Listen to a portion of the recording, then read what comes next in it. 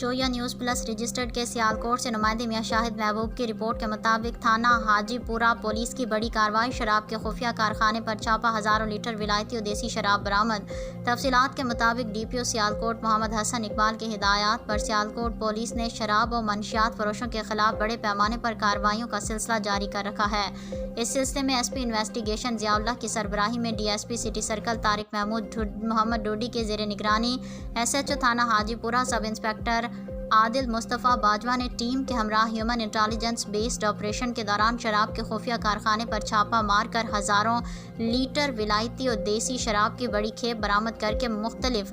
اضلاع میں شراب سپلائی کرنے والے بدنام زمانہ شراب و منشیات فروش ملزمان نعیم عارف نونا اور فرحان عارف کاکا کو گرفتار کر لیا ہے۔ سیالکوٹ پولیس نے شراب کے کارخانے پر بڑی کارروائی کرتے ہوئے علاقے میں شراب و منشیات کی ایک اور چین کو بریک کر دیا ہے، جس سے حکومت پنجاب اور انسپکٹر جنرل پولیس پنجاب کے ویژن کے مطابق صوبے سے منشیات و شراب کے خاتمے کا خواب شرمندہ تعبیر کرنے میں مدد ملے گی۔ ڈی پی او سیالکوٹ محمد حسن اقبال نے کارروائی میں شامل پولیس ٹیم کے لیے